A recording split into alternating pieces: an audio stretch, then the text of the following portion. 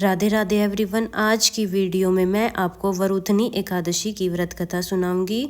तो वरुथनी एकादशी की व्रत कथा सुनने के लिए हम अपने हाथ में थोड़े से तिल के दाने ले लेंगे और एक लोटा जल ले लेंगे। फिर हम वरुथनी एकादशी की व्रत कथा शुरू करते हैं। समय समय पर युधिष्ठिर अपने मन की शंकाओं को दूर करने के लिए और अपने दिव्यांग पितरों की शांति के लिए एकादशी का उपवास करते रहते हैं।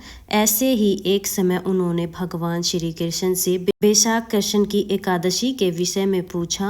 उन्होंने पूछा, हे मधुसूदन, आपके श्रीमुख से मैंने चैत्र मास के शुक्ल पक्ष की एकादशी का महात्म्य सुना, जिसे सुनकर मेरी जिज्ञासा शांत हुई। परंतु हे मधुसूदन, अब मेरे मन में वैशाख मास के कृष्ण पक्ष में कौन सी एकादशी आती है, इस विषय में जानने की तीव्र जिज्ञासा हो रही है।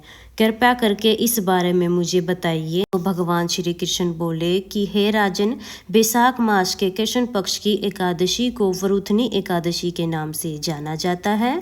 ये इस लोक में और परलोक में सौभाग्य प्रदान करने वाली है। वरुथनी एकादशी के व्रत से ही सदा सुख का लाभ प्राप्त होता है और पाप की हानि होती है। ये समस्त लोगों को भोग और मोक्ष प्रदान करने वाली है। वरुथनी एकादशी के ही व्रत से मानधाता तथा धुंधुवार आदि अन्य अनेक राजा स्वर्ग लोक को प्राप्त हुए हैं। जो 10,000 वर्षों तक तपस्या करता है, उसके समान ही फल वरुथनी एकादशी के व्रत से ही मनुष्य प्राप्त कर लेता है। राजन, घोड़े के दान से हाथी का दान श्रेष्ठ है। भूमि दान उससे भी बड़ा है। भूमि दान से भी अधिक महत्व तिल दान का है। तिल दान से बढ़कर स्वर्ण दान और स्वर्ण दान से बढ़कर अन्न दान है, क्योंकि देवता, पितर तथा मनुष्यों को अन्न से तृप्ति होती है। विद्वान पुरुषों ने कन्यादान को भी अन्न दान के समान ही बताया है। कन्यादान के समान ही धेनु अर्थात गाय का दान है। ये साक्षात भगवान का कथन है। बताए गए सभी दानों में सबसे बड़ा दान विद्या दान है। मनुष्य वरुथनी एकादशी का व्रत करके विद्या दान का भी फल प्राप्त कर लेता है। जो लोग पाप से मोहित होकर कन्या के धन से आजीविका चलाते हैं, वे पुण्य का क्षय होने पर नरक में जाते हैं। इसलिए सर्वथा प्रयत्न करके कन्या के धन से बचना चाहिए। उसे अपने काम में नहीं लाना चाहिए। जो अपनी शक्ति के अनुसार भूषणों से विभूषित करके पवित्र भाव से कन्या का दान करता है, उसके पुण्य की संख्या बताने में स्वयं चित्रगुप्त भी असमर्थ हैं। वरुथनी एकादशी का व्रत करके भी मनुष्य उसी के समान फल प्राप्त करता है।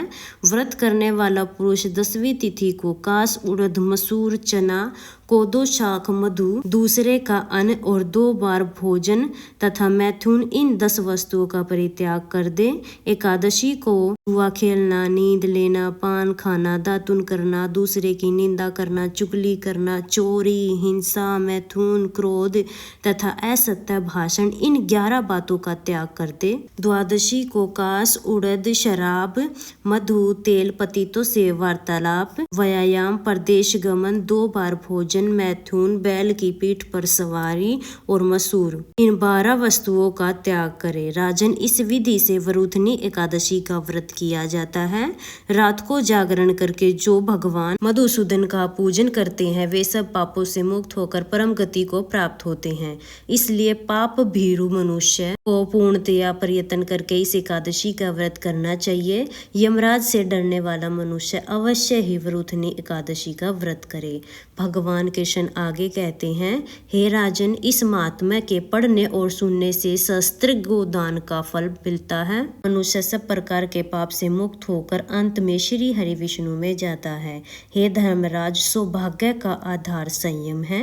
मनुष्य के हर प्रकार संयम रखने से सुख और सौभाग्य में वृद्धि होती है। अगर प्राणी में संयम नहीं है तो उसके द्वारा किए गए तप, त्याग और भक्ति, पूजा आदि सब व्यर्थ हो जाते हैं। भगवान श्री कृष्ण आगे कहते हैं, हे युधिष्ठिर, इस विषय में मैं एक प्राचीन इतिहास कहता हूँ, ध्यान पूर्वक सुनो। प्राचीन समय की बात है। नर्मदा नदी के तट पर मानधाता नाम के एक राजा राज करते थे। वह बहुत ही धार्मिक विचारों के और दानी भी थे। हमेशा भगवान का ध्यान किया करते थे और पूजा में लीन रहते थे। एक बार राजा मानधाता जंगल में तपस्या कर रहे थे। तभी वहां पर एक भालू आया और राजा का पैर खाने लगा। पैर खाने के साथ ही वह राजा के पैर को घसीटकर जंगल में ले जाने लगा। राजा भालू के पैर को खाए जाने से बहुत घायल हो गए थे, जिस कारण खुद ही रक्षा करने में पूरी तरह वह समर्थ थे। तब राजा मानधाता ने अपनी रक्षा के लिए भगवान श्री हरि विष्णु से प्रार्थना की। राजा की करुण पुकार सुनकर भगवान विष्णु अपने अपने चक्र से भालू को मारकर उनकी रक्षा की। लेकिन जब राजा ने अपना पैर देखा तो और भी अधिक दुखी हुए। फिर भगवान को याद किया। भगवान श्री हरि विष्णु प्रकट हुए। तब राजा ने उनसे पूछा कि प्रभु, शारीरिक और मानसिक कष्ट से कैसे मुक्ति पाई जा सकती है। तब भगवान ने कहा कि हे राजन, ये तुम्हारे पूर्व जन्म का अपराध था। अब तुम मथुरा जाकर श्रद्धा पूर्वक वरुथनी एकादशी का व्रत रखो और मेरे पर अवतार की पूजा करो। तब इस व्रत के पुण्य प्रभाव से तुम्हारे अंग फिर से एक बार पहले की तरह हो जाएंगे। तब राजा ने भगवान को प्रणाम किया और मथुरा चले गए। वहां पर भगवान की श्रद्धा पूर्वक पूजा आराधना की। एकादशी का दिन आने पर श्रद्धा पूर्वक वरुथनी एकादशी का व्रत किया और इस व्रत के पुण्य प्रभाव से उन्हें अपना पैर वापस मिल गया। उनके अंग दोबारा से पहले की तरह हो गए और इस प्रकार उन्हें शारीरिक और मानसिक दुखों से छुटकारा मिल गया। तब भगवान श्री कृष्ण के कहने पर धर्मराज युधिष्ठिर ने भी श्रद्धा पूर्वक वरुथनी एकादशी का व्रत किया। इस प्रकार मान्यताओं के अनुसार जो भी व्यक्ति पूरी श्रद्धा के साथ वरुथनी एकादशी का व्रत करते हैं, उन्हें भगवान विष्णु की कृपा से सभी संकटों से मुक्ति मिल जाती है और इस दिन व्रत करने से करोड़ों वर्ष की तपस्या करने के समान पुण्य फल प्राप्त होता है। इस दिन श्री हरि विष्णु को स्मरण करने और उनके मंत्रों का जाप करने से जीवन के सभी दुख दूर हो जाते हैं और अंत में मोक्ष की प्राप्ति होती है। वरुथनी एकादशी का व्रत करने से मनुष्य इस लोक और परलोक दोनों में सुख भोगता है और जन्म मरण के चक्कर से मुक्ति पा लेता है। जितना पुण्य मनुष्य को गंगा जी में स्नान करने से मिलता है, उससे अधिक पुण्य वरुथनी एकादशी का व्रत करने से मिल जाता है। अगर कोई महिला वरुथनी एकादशी का व्रत करती है तो उसे इस व्रत के पुण्य प्रभाव से अखंड सौभाग्य की प्राप्ति होती है। तो फ्रेंड्स, ये थी वरुथनी एकादशी की व्रत कथा आपको कैसी लगी कमेंट करके जरूर बताना। वीडियो पसंद आई हो तो वीडियो को लाइक कर देना। अगर आप मेरे चैनल पर नए हैं तो मेरे चैनल को सब्सक्राइब कर लेना। मेरे चैनल पर आपको सभी 30 त्योहारों के पूजा पाठ की वीडियोस मिलेंगी। तो आप मिलेंगे किसी और नए वीडियो में। तब तक के लिए जय हरि विष्णु, राधे राधे।